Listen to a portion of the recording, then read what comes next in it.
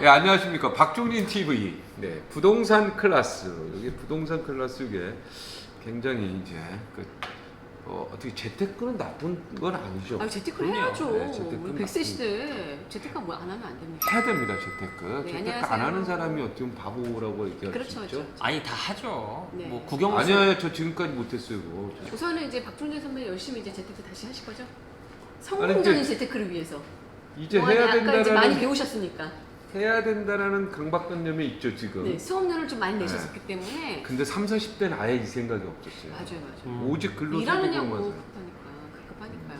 네. 그 생각을 이제 버리셔도 됩니다. 네. 근데 오늘 보니까 기사를 봤더니요. 은행에 3년 넣어도 이자가 0%다. 에이, 이게 말이 돼요. 0% 그래도 이자 한 3% 나오는 거 아닌가요? 아, 무슨 3%요. 요즘 뭐 1, 2%도 아, 안 돼요. 그래요? 우리 친절한 이제 윤하나님께서 네. 자기 인사를 좀 하시면서 시작하시죠. 아, 예, 안녕하세요. 네, 친절한 유나나입니다. 근데 이제는 이제 이제 부동산에 유난한 거 열심히, 다 알아. 네, 네. 공부하고자 하는 유나나입니다. 이제 서태양도 다 알아요. 네, 뭐 까칠한 서태양입니다. 네. 왜 뭐 다른 것보다 지금 이제 아까 말씀하신 것처럼 은행의 제로금리 시대가 도래를 했다. 그렇죠. 이건 상당한 위기입니다. 네. 아니 어떻게 보면은 위기 때 기회가 오잖아요. 그러니까 이거 사실 보시면 이런 거예요. 네. 아까 재테크 30, 40대는 안 하면 주로 그럼 월급 받은 거 다 쓰나요? 아니죠. 그럼 뭐 하나요? 선배님은 저쪽하고 애가 넷이라서 밥값으로 많이 애가 다 넷이라서 쓰는군요. 엥겔 지수라고 그게 굉장히 높아요. 봤어요. 아니 그러니까 이거는 뭐냐면 보통은 이제 예금을 하거나 네. 적금을 하는데 예금 금리가 0%대가 돼버리면 사실 큰 의미가 없는 거죠. 그러다 보니까 이제 이거를 어떤 식으로든지 다른데 돈을 굴려서 재테크를 해서 그렇죠. 어찌됐건 이자율보단 더 많은 수익률을 가져와야 되는데 이제 이거가 사실은 이제 호불호였단 말이에요. 아, 난 안전자산인 은행으로 해야겠어. 근데 은행이 0%대라는 얘기는 사실 집에 장롱에 넣어놓으시는 거하고 큰 차이가 차이가 없다 없죠. 보니까 네네. 차라리 장롱에 넣어놓으시는 게 나을 수도. 아니죠. 아니면- 은행에 그러면 안 돼요. 넣어야죠. 도둑 들면 어떻게 은행에 넣어야지. 이건 지난번 얘기한 데서 그 집을 준비금 빼고 네네네. 그래서 또 산업을 육성하고 어쨌든 아니, 뭐- 그렇기 대출금을 때문에 육성할 수 있는 아, 거. 그렇기 때문에 많은 분들이 사실은 이제 돈이 남으니까 네. 이것을 어떻게 할까 하다가 소액 있는 사람들은 주식에 투자하고 네. 저처럼 네. 소액 있는 사람들은 주식을 투자하고 조금 더 그렇지도 돈이- 않아요. 요즘에 돈이 주식 있는 시장도 사람들은- 돈이 안 들어와요. 핵심만 아니, 짚으면 투자 자체가 네. 굉장히 줄었어요. 그 오늘 들어왔나요? 포트폴리오가 저 오늘 좀 들어왔어요. 한턱 쏘세요. 네. 그러니까 투자에 대한 포트폴리오가 한국의 자산가들이 뭐 부자들이 뭐 어느 정도 구성을 하냐 부동산 50% 그다음에 이제 금융상품 50% 근데 네. 금융상품 중에서도 코로나 터지고 나서 좀 특이할 만한 상황이 그냥 아유 이도저도 안 할란다 네. 그냥 안전자산에 은행에 넣어 놓을란다 그렇게 생각들을 해서 많이들 이제 저 예금 쪽으로 가셨는데 네. 예금 쪽의 금리가 0%대로 이제 간다. 그래 버리면 그때부터 머리가 좀 아파지죠. 왜요? 잘 생각해 보세요. 왜 집안의 장롱에 돈을 넣어놓는 게 낫냐?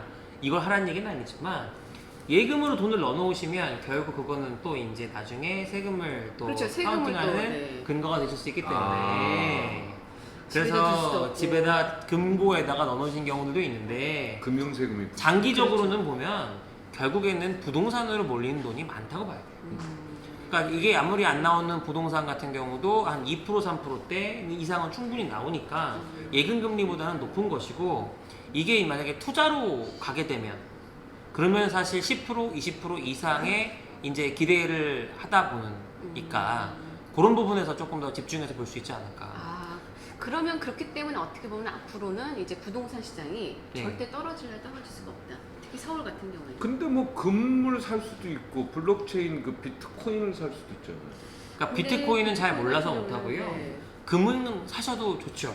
근데 포트폴리오를 다양화하는 입장에서는 부동산 쪽이 조금 더 영향력이 있겠다라고 보시면 될 것 같아요. 꼭 부동산만 답이다. 이렇게 얘기하면은 또 우리가 욕 먹을 것 같아서. 그렇긴 한데. 그러니까 결국은 네, 제가. 부동산을 어떻게 하면 좀 더 잘할 수 있을 것이냐. 요즘 같은 환경에서 어떤 부동산이 되고 어떤 부동산이 안 되느냐.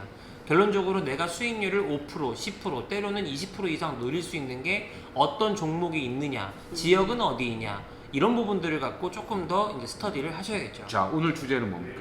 그래서 제가 말씀드리는 게 이제부터는 여러분들 꼬마 빌딩을 조금 더 적극적으로 네. 보셔라. 왜냐면 왜냐면 꼬마 빌딩을 미는. 네. 네. 그리고 아치라 이제 스퀘어. 꼬마 빌딩이 뭐 별건 아니에요. 그냥 뭐냐면 근린생. 그렇죠. 그렇죠, 맞아요.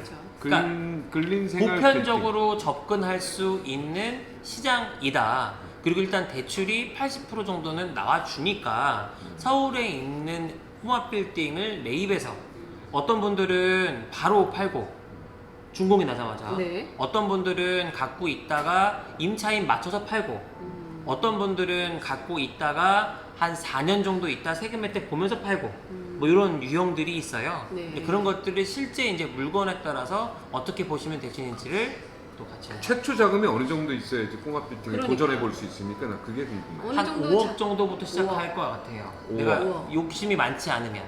그러면은 5억. 5억을 예. 두세 명이서 모아가지고. 네. 그렇게 하셔도 되고요. 네. 그러니까 제가 말씀드리는 거 만약에 내가 5억이다라고 가정을 하게 되면 80%의 대출이 나온다. 거꾸로 생각해 보시면 돼요. 20%가 5억이면. 그죠? 그러면 2억 5천에 이제 2배 해서 20% 해가지고 5억이다. 네. 그러면 25억짜리. 25억짜리는 음. 해볼 수 있다. 그럼 20억대의 근생들은 적지 않습니다. 평수가 뭐 30평대부터 시작을 하니까 네. 홍합 빌딩들은 제가 아시는 어떤 분들은 어떤 분들이 아니죠. 아주 유명한 요즘 떠오르는 라이징 스타 중에 부동산 업계 한 분 계신데 그러세요? 자기 돈 2억 5천 넣고 10억짜리 성신여대 앞에 그러니까는 20평, 20평, 20평. 근데 얘를 이번에 월세를 1,000만 원 받고 해안이 있으신 분이네요. 거기 같은 경우는 이제 커피숍이 매출이 엄청 네. 잘 되는 지역이어서 그런 프리미엄이 좀 붙을 수 있는 여지가 있었나 봐요. 한성대랑 그런 거 성신여대. 있으면 네. 방송에 하지 말고 좀 조용히 뒤에서 얘기합시다. 그러니까 수익을 나중에 얘기해. 아니 그러니까 이렇게 미리 보시면 좀 돼요. 뭐냐면 그럼 월세 1,000만 원이다. 네. 세상에 월세 1,000만 원을 60평짜리가 어떻게 받아요? 월세 해봐야 300, 400이지. 네. 제가 얘기하는 건 은행 금리처럼 이거를 연 환산했을 때 이 10억짜리를 사가지고 여러분이 12억이면 파셔도 2억을 버는 거잖아요. 네. 그걸 12나 24로 나눠봐요. 네. 그러니까 요는 뭐냐면 접근하는 방식 자체가 물론 세금도 빼야 되고 뭐도 빼야 되고 하지만 10억짜리 사서 12억에 파는 게 어려운 일이 아니다. 그러면 양도세 내고 못 빼고 해도 한 달에 돈 1,000만 원 정도는 이제 월세랑 해서 해보면 나온다. 그러니까 종합적인 좀 설계가 필요한 거죠. 네네. 단순히 내가 이거 봤더니 이거 건물 해봐서 60평에 나오는 게 월세가 한 300, 400이야. 근데 이게 꽉 차가지고 매출이 커피숍이 1,000 이상, 1,500이랑 나온다. 그럼 프리미엄 붙잖아요. 네. 이 임차인이 한 달에 고정적으로 내는 것도 있지만 그만큼 얘가 잘 되니까 사고 싶어하는 사람들이 있을 거 아닙니까? 그렇게 해서 목표 수익을 한 달에 1,000 정도 잡아서 1년이면 1억 2천, 2년이면 2억 4천 근데 정도의 이제 문제가 수익. 사실은 그렇게 잘 되는 데가 있는 반면에 공실률이 높은 데도 많아요. 건물. 그래서 그럼 건물을 망하는 살 거죠. 때 분석을 잘해야 되는데 네. 저희 부동산 클래스가 네. 그 분석을 해드리겠다 이 말입니다. 그렇죠. 그래서 저희가 앞으로 이제 실질적인 어떤 물건이 있으면 네. 근데 그거 조심해야 돼요. 분석해가지고 우리가 볼 때 야 괜찮다라고 얘기했는데 물건을 샀는데 말씀해 폭망할 주시면 수도 있잖아. 그래서 저희가 그 균형적인 정보를 드리겠다.